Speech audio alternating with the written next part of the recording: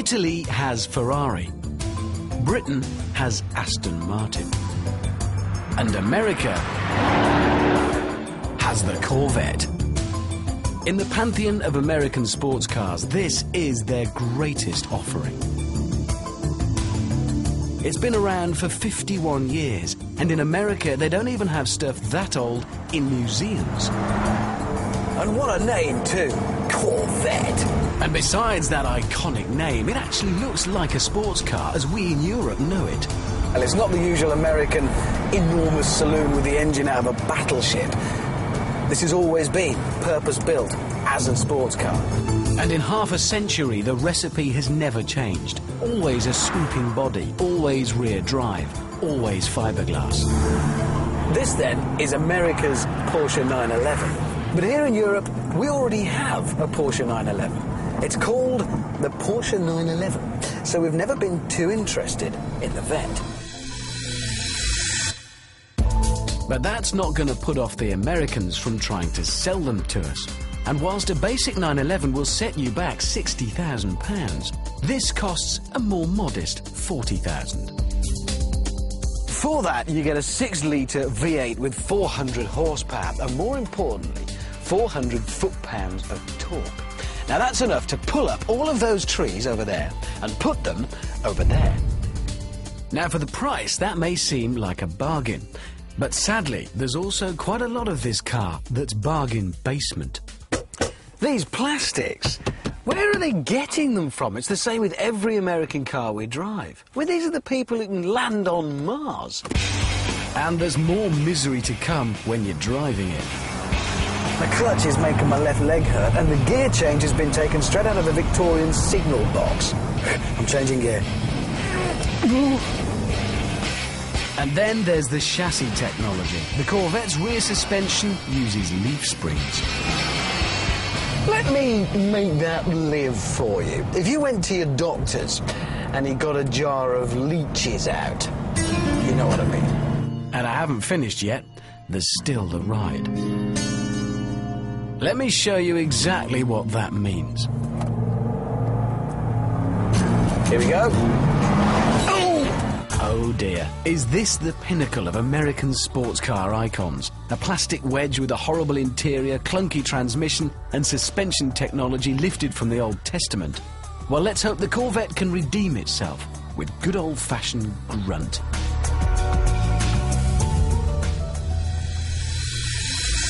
Now, this has always been the party piece of the American sports car. So can this one follow in the tradition of its government and get up other countries' noses?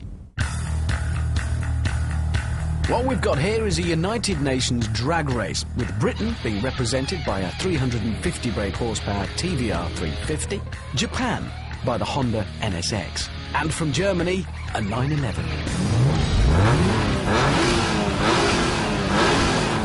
All with roughly the same power, all purpose built for the job.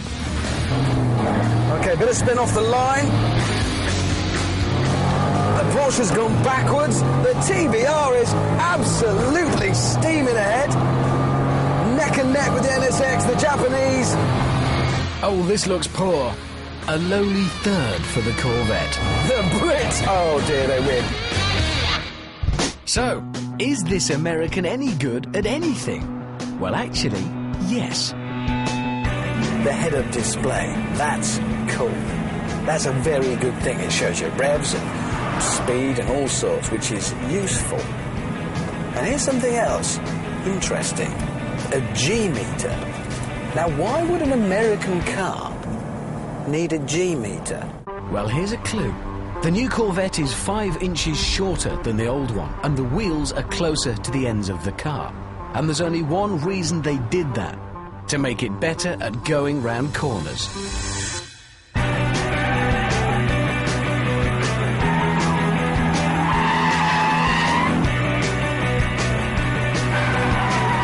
It feels small, it feels nimble, it's steerable, it turns in quickly. This is amazing. Look, this is a corner. We go round a bend. They don't have these in America. How did they know to do this? It may only have leaf springs underneath, but so did Charlton Heston's Chariot. And look at the fun he had. when you really hammer it, it starts to sound like a proper muscle car.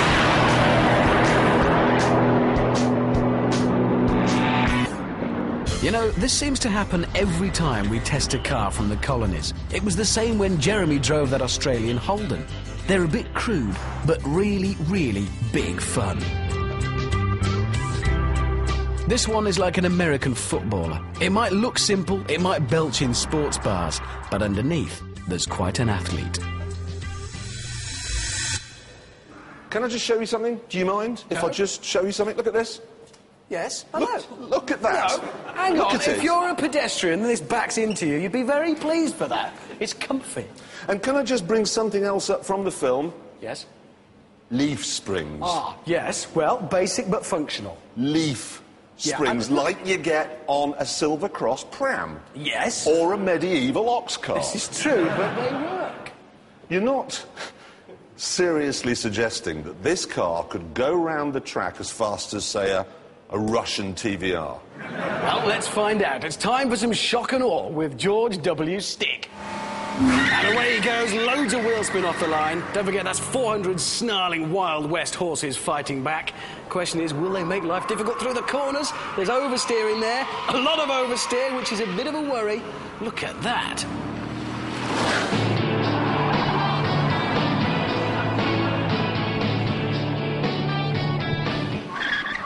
Oh, locking the front wheels into Chicago there. Got to admit, it does get a bit frisky when you're braking very hard, the Corvette.